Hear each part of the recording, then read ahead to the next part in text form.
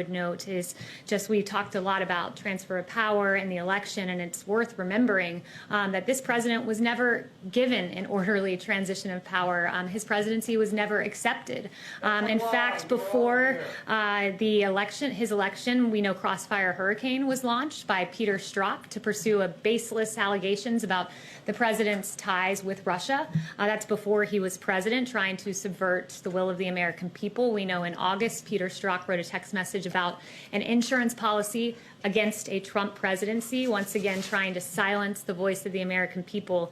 In 2016, we know in October that there was a FISA warrant taken out to spy on the Trump campaign. And then the American people spoke, and they spoke commandingly in electing President Trump despite all of the odds. And what happened after he was elected?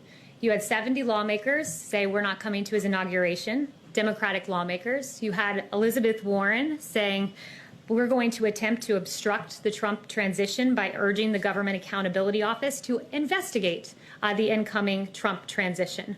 In January of that year, you had President Obama have a by-the-book meeting where they talked about the Logan Act, using that act to go after Lieutenant General Michael Flynn. Just before the inauguration, you had BuzzFeed promoting and publishing this bogus Steele dossier that's been widely debunked.